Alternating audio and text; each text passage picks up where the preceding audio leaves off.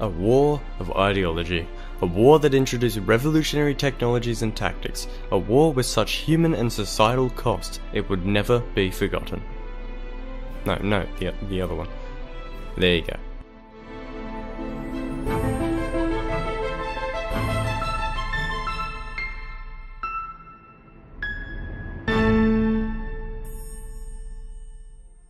Hello and welcome to Feature History, featuring the Spanish Civil War. It was a war that caught the eyes of politicians, media and creatives around the world. What began as the Spaniards' War was co-opted by fascists and communists of the world seeking to show the merit of their might. A proto-Cold War, if you will. The seeds of this war were planted prior to the reigns of communism and fascism. They were planted in the 19th century. If you'd like to get a better idea of the bigger picture, you can check out Sweeney's video on the history of Spain.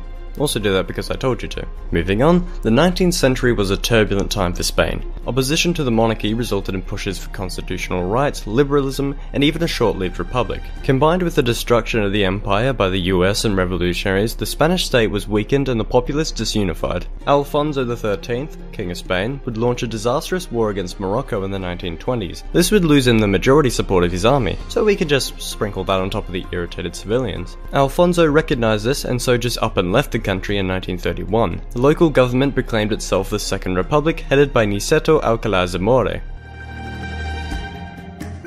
Niceto and his committee promised change, a step into the 20th century, trade unions, land reform, secularization, women's liberation, and autonomy for Catalonia and the Basque Country. So many revolutionary ideas at once left the right wing feeling alienated. The actual introduction of these ideas was slow.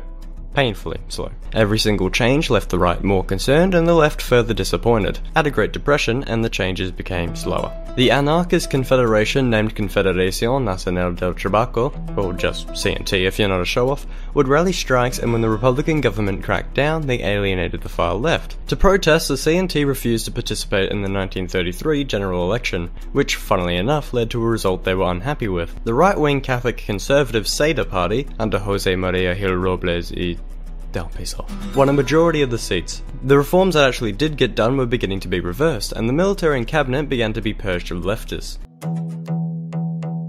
The CNT retaliated in 1934 when they rallied up anarchists and communists alike to rise up in Asturias. The young general Francisco Franco was sent in and commanded the talented Army of Africa to crush the revolution. The streets turned to battlefields. The workers were eventually defeated and suffered brutal reprisals against them. The gruesome scene foreshadowed the shape of things to come. The bitter tale sparked outrage and helped unify the left. Communists, anarchists, socialists, and plain old liberals realized to combat the right they would have to stand together. The Popular Front was formed. Reactions from the right intensified as well. Some believed a Jewish Bolshevik conspiracy was afoot to spread communism. The fascist Falange Party was formed by José Antonio Primo de Rivera. Politics was getting very violent and partisan very quickly. You couldn't just disagree with someone anymore, you had to silence them. The 1936 general elections would result in a narrow Popular Front victory, leaving the government in favour of the left. President Niceto would be exchanged in favour of Manuel Azaña. Primo de Rivera was arrested and the military was reorganised in an attempt to suppress chances of a coup. José Sanjurjo, a man who attempted a coup in 1932, began conspiring another. He made deals with monarchists, traditionalists, fascists, nationalists, anyone and everything right-wing. The warnings of disloyalty were popping up left, right and centre, sending the government into a tizzy. On the night of July 12th, things went from bad to worse. Falange gunmen shot down a socialist police officer in the capital of Madrid. The police scattered out to find and arrest anyone even slightly related. They'd asked the monarchist, José Calvo Sotelo, to come down to the station with them. A station he wouldn't reach. These killings made it clear this would not end politically. The coup was ready and the government was not. The people demanded to be armed, yet the government did not wish to do so as to admit they'd lost control. Seeing as they'd lost control, the people armed themselves. The military coup launched in Morocco under Franco's command. Generals across Spain would rise up in every city. The police would reluctantly work with the leftists. This cooperation would result in the coup's miscarriage. Cities across the Republic would either fall or not, beginning to draw the front lines to a new bloody civil war. This would be a line between the nationalists and the Republicans. The nationalists took Seville, Castile and Leon, but the government held on to Valencia, Barcelona and most importantly, Madrid. The botched coup became drawn out. Soldier or civilian, man or woman, you were fighting. Whether that fight be one of tyranny versus freedom or righteous Christians versus godless communists. The scene was quite surreal. You'd wake up, eat breakfast, fight on the front lines, and then be home for dinner and bed. There was a darker side as well. Nationalists would methodically execute any suspected of dissent, and the leftist Republicans took it upon themselves to destroy any person or thing that represented the old ways. They took this as an opportunity to instate their own revolution. This would create some tension within the Republican side. The government wished only to survive, but communists and anarchists wished to instate their ideas of a utopia in the disorder. Their only common interest was hatred of nationalists. For those nationalists, the death of their mastermind in a plane crash would throw things a bit out of whack. A junta was established. Senior General Miguel Carbanellas to head it. This was very temporary. Stepping back for a moment, the sides seemed fairly even. The nationalist trump card was their disciplined army of Africa currently in Morocco. So how would they get the army into Spain proper? With Italian and German transports, of course.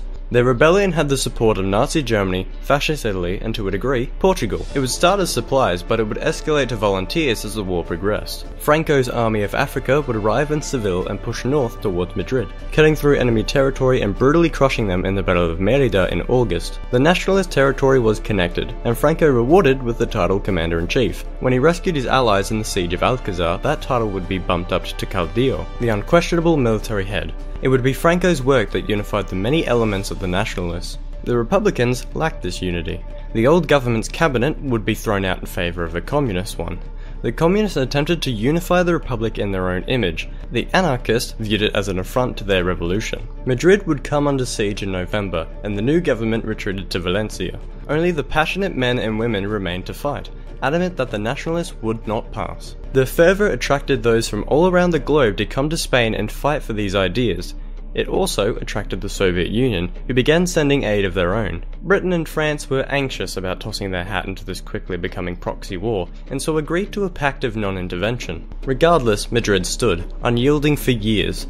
The nationalists held siege, but diverted forces to try and take everything around Madrid. They spread across the south, and in 1937 marched into the isolated Basque country. This region would become famously subject to the bombers of the Luftwaffe. The Republicans would remain firmly on the back foot after this defeat. They attempted some offensive in 1938, but every 10 meters gained would cost them 10 gallons in blood. Franco chased the Republicans back across the north, pushing them to the sea and cutting their territory in two. The Republicans fought back in the Battle of Ebro, but to no avail. Perhaps they could hold out until the inevitable World War broke out, and then they'd have the support of the Allies, certainly. Well, Britain and France's appeasement of Hitler would lay a nice consistent shit on that idea.